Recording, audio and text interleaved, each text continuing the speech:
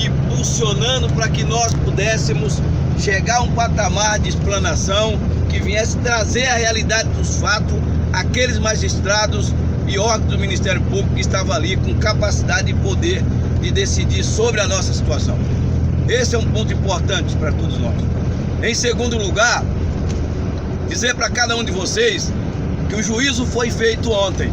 Cabe apenas uma análise da sessão especializadas em dissídios individual, onde cada um destes ministros que comporão essa sessão vai assistir à explanação feita na tribuna e vai ter a oportunidade de analisar o material ali juntado. Eu hoje, quando chegar em casa, me propus pedir o deferimento ao ministro e coloquei para o doutor Rafael que estarei mandando o material que eu tenho, narrando a história que eu já havia mandado na minha exposição, que foi indeferida anteriormente, né? O material que traz a realidade daquilo que nós explanamos da tribuna.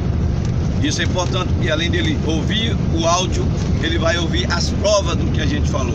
Não é uma matéria supérflua, não é uma matéria teórica, filosófica, é uma matéria de fato, né? Então nós temos que sair daqui hoje lisonjeados. Nós temos que agradecer também cada colega que ficou na base, mesmo que não tiveram oportunidade de vir, mas ficou torcendo por nós, né? Queria aqui tecer um comentário ao companheiro Adriano Neiva, que foi importantíssimo naquele debate, até pelo trabalho que ele fez técnico, eu entendo o trabalho técnico, né, de colocar naqueles slides, né, a exposição da verdadeira realidade da instituição Fundação Casa, que até ali era maquiada, como ele mesmo disse, para a justiça, assim como foi maquiada para o Tribunal Superior de Justiça, exposto pelo doutor Nazário no período da manhã e por Pablo no período da tarde, né? Eu disse antes que o Tribunal de Justiça, como o Conselho Nacional de Justiça, o Tribunal Superior de Justiça, como o Conselho Nacional de Justiça, eles pecam em ouvir apenas um lado. E aí acha e faz os elogios baseado naquela fala que foi levada pela Fundação, quando não houve a parte importante, que é a parte empírica, quem vive aplicando a medida socioeducativa dentro dos pátios, é quem sabe da verdadeira realidade da instituição. Ouvir o empregador é ouvir apenas propaganda de marketing. Ouvir o trabalhador é ouvir o material, é ouvir o que nós temos na prática. E esses tribunais não fazem isso. Eu tive fazendo uma discussão dessa no DEIJ, em 2012, com a doutora Maria de Fátima, quando ela mesma assumiu que o DEIJ, o Departamento de Execução da Vara da Infância e Juventude, ano a ano tem ouvido as entidades sociais de defesa, entre aspas, da criança e adolescente, mas não ouvia os trabalhadores. A doutora Mônica Palkowski, infelizmente, endureceu durante toda a sua gestão naquele departamento de execução, né, a não ouvir os trabalhadores, que retrata, que traz a realidade do centro socioeducativo da Fundação Casa. E quando ela me ouviu trazendo a realidade das unidades mais precárias que tinha naquela época, que era Guaianazes, Casa São Luís, Praia Grande, né, Itaquera, Vila Leopoldina, ela passou a falar, admitiu e passou a falar para mim: realmente, Júlio, nós pecamos em não ouvir a parte que verdadeiramente traz, né, pela experiência, a medida socioeducativa na sua aplicabilidade, não na sua teoria, porque a teoria é muito bonita, o Estatuto da Criança é muito bonito, né? O SINASE, a Lei 12.954 é linda, né? Não, 594, melhor dizendo, é linda, mas aplica-se o SINASE? Não. Então a realidade não é o SINASE, a realidade é o que nós fazemos dentro do centro, né? Quando o Conselho Nacional de Justiça visitou a Fundação Casa em 2013, né, todas as unidades que foi noticiada que ia membro do conselho foi maquiada. Ou eu estou mentindo? Você estava lá dentro, eu estava lá dentro, nós sabemos, né? E aí foi dada aquela conotação de que a Fundação Casa é modelo ímpar, o termo que ele usou lá ontem, de aplicação de medida socioeducativa, mas no dia a dia nós sabemos que não é. Então esse papel nosso no TST foi um papel de dizer para aquela corte que não é a versão da fundação que tem que prevalecer, é a versão dos trabalhadores que vivencia aplicando a medida, não aplicando a lei na letra fria da lei, frase do companheiro Adriano Neiva, na letra fria da lei. Ele aplica ela com o princípio da primazia da realidade. Portanto, companheiros, a decisão nós não temos ainda em mão. Agora, há pouco, saiu despacho do ministro colocando processo para ser julgado pela sessão. Saiu também no site, na página inicial do site do TST, uma matéria relatando a audiência pública, inclusive muito forte a manchete, quando ele diz: a audiência pública amplia o conhecimento da realidade dos trabalhadores, dos agentes da Fundação Casa. Então, quando eu digo amplia, significa dizer que nós contribuímos, porque senão não ampliava, diminuía. É o TST que admite isso. Nós contribuímos para que ali naquela corte seja feita um juízo de valor baseado no princípio da primazia da realidade. Nós não estávamos, enquanto trabalhadores e expositores, para fazer teoria como o Pablo fez ontem, uma teoria filosófica do que é o dever ser. A teoria do dever ser não é a teoria do ser, nós levamos a teoria do ser. É assim, não deve ser assim. O Pablo expôs sobre o dever ser, deveria ser da forma que ele falou, mas a realidade é da forma que nós falamos. Então essa é a diferença entre os dois depoimentos. Vocês entenderam? Então eu acredito que dentro de breve nós teremos o fruto desse julgamento e nós teremos a oportunidade de comemorar de maneira mais emocional ainda esse dia de ontem, e esses 3 dias que nós tivemos aí empenhado em fazer esse trabalho. Confesso para vocês, como disse lá ontem, não estava preparado para fazer o debate com relação à insalubridade. Eu estava preparado mais para fazer o debate com relação à periculosidade. Mas graças a Deus, a gente fez o debate e não deixou a desejar, o que é importante. Então resta a nós aqui agora nos dispersar daqui a pouco, mas com a sensação do nosso dever cumprido. Eu tenho uma frase que eu falo ao longo de vários anos, e a frase diz o seguinte: a frase diz da seguinte forma, ela é emocionante, mas ela é real. A frase diz: a pior derrota é a vergonha de não ter lutado. E nós não vamos carregar conosco essa sensação. Muito obrigado a todos, um bom dia, bom retorno, bom trabalho, bom descanso a todos. Valeu, Júnior! Obrigado. Obrigado, Júlio. Tamo junto. Obrigado. E daqui todo mundo pra Lespe, hein? Tá doido. Choro lá, você vai fazer Júnior. Agradeço a cada um de vocês. Insistiu pra categoria. Eu tava lá, meus companheiros me viram, a coisa tava tão assim na explanação. Aproveitando, 30 horas já. Companheiro Zé Alfredo, companheiro Yuri, 30 horas sua pedagogia, a campanha salarial Deixa eu colocar uma continua. coisinha pra vocês, pra fechar mesmo.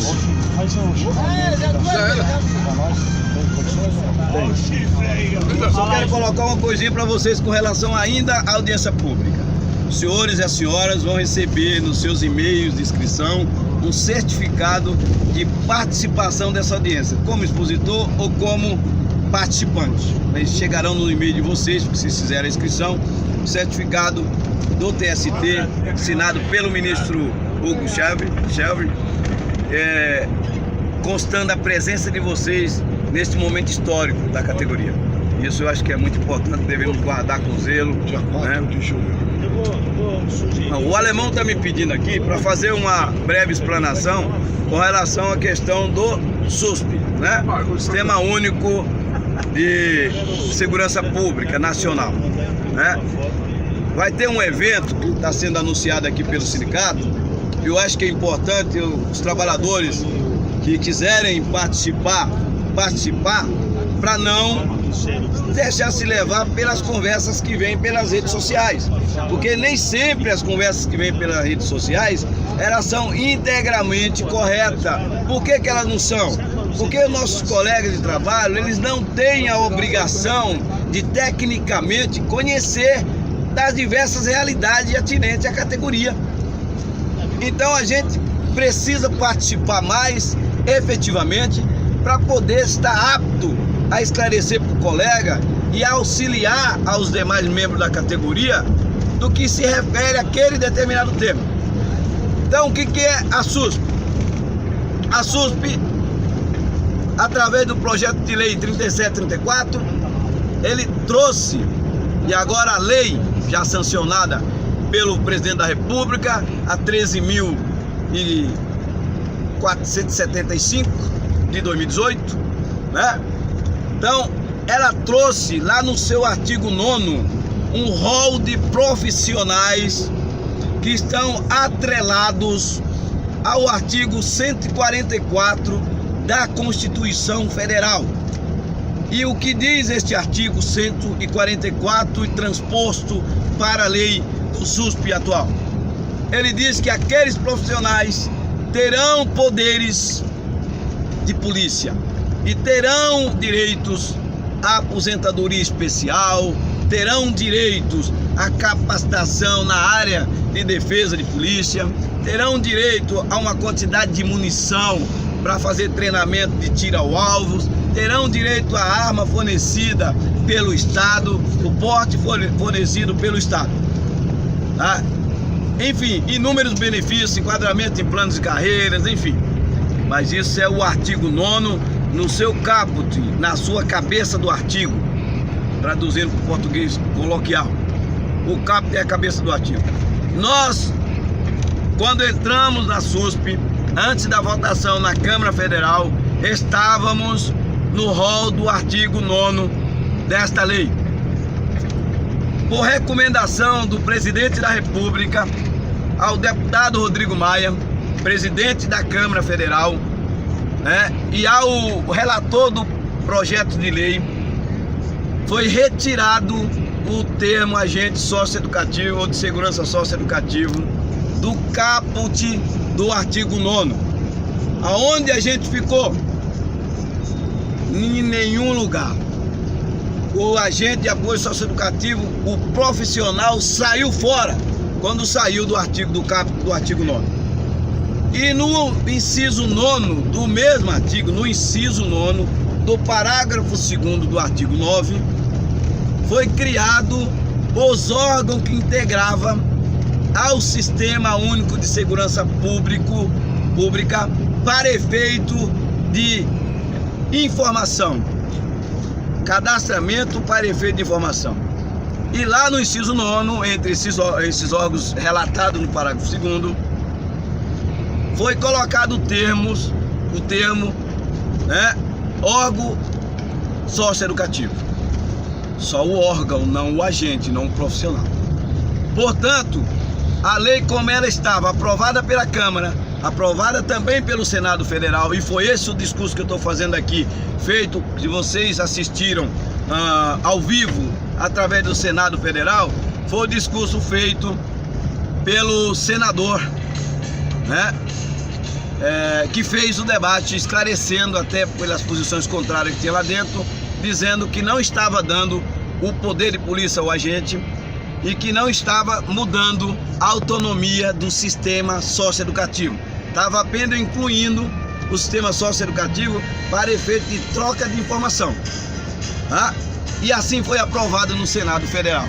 Quando o presidente sancionou a lei, já como lei, né, ele vetou o inciso 9º por entender que a medida socioeducativa, os órgãos da medida socioeducativa, deve satisfação até por sigilo de informação prevista e garantida pelo Estatuto da Criança e Adolescente, portanto a Lei 8.069 de 90, não poderia aflorar os dados que relata adolescente publicamente, porque todo o processo do adolescente ele é sigiloso. E o órgão competente para ter informação com relação a dados estatísticos de adolescente é o Ministério dos Direitos Humanos. Por isso, foi com esse argumento que o presidente da República, né, acabou, e o o ministro responsável pela pasta, recém-pasta formada da Segurança Pública, entenderam que não dava para manter o órgão socioeducativo no SUSP. Entendo eu, com todo o respeito que tenho ao nobre companheiro Cristiano Torre, foi um batalhador, né? A gente tem que reconhecer isso, né? Da inclusão nossa na SUSP. Mas entendo eu que o companheiro não entendeu direito, né? O motivo pelo qual nós foi tirado do artigo 9º e colocado no inciso, e mantido no inciso 9. Para detalhar melhor, eu peço a vocês que leiam a lei lá no seu artigo 9º e desça até o artigo 42 e 43 da lei e veja o que diz o 42 e o 43 no que tange os benefícios daqueles profissionais relatados no artigo 9º. Somente a esses profissionais, não nos incisos, porque se fosse nos incisos, olha só uma dicotomia minha aqui agora, se fosse nos incisos, o órgão dos direitos humanos também está no inciso lá também. Então eles também tinham poder de polícia e no entanto não tem. É o órgão só, não é o agente, não é o profissional. Então lá no 42 vai estar lá, tem direito a curso de formação na área de defesa pessoal, tiro ao alvos, tem direito subsídio do SUSP, que vai ser verba destinada direto à segurança. Somente os profissionais previstos no artigo 9º. Inclusão no artigo 144. E quem são esses profissionais? Polícia Militar, Polícia Civil, Polícia Rodoviária, Polícia Municipal, Guarda Municipal, Bombeiro, Guarda de Trânsito. Esse pessoal são os que consta do rol do artigo 9º e, portanto, está beneficiado com os artigos 42 e 43. Todos entenderam? Isso aí tem alguma pergunta? O pessoal da SAP? A SAP, o penitenciário, está dentro também, bem lembrado. Então esses são os profissionais que estão no rol do artigo 9º e gozam dos benefícios previstos no artigo 42 e 43. No dia 4, a proposta do chamamento é para que nós, trabalhadores da medida socioeducativa, se queremos estar incluso no SUSP, não devemos pedir apenas o veto do inciso 9º, porque não nos beneficia. Nós devemos pedir que a lei, no seu artigo 9º e no seu inciso 9º, venha revigorar, venha voltar o artigo 9º com o agente socioeducativo e voltar também o inciso 9º com o órgão da socioeducação incluído no Sistema Único de Segurança Pública. Essa é a reivindicação nossa, porque se nós for para lá brigar só pelo veto do inciso 9º, nós não estamos brigando por nada. Vocês me desculpam, mas esse é o meu entendimento, tá? Nós não estamos brigando por nada porque nós não vamos estar inclusos no artigo 42 e 43, que é onde tem os benefícios. Se não tiver no capítulo, não está no 42 e no 43. Portanto, não vai ter nenhum benefício, vai ficar só a troca de informação.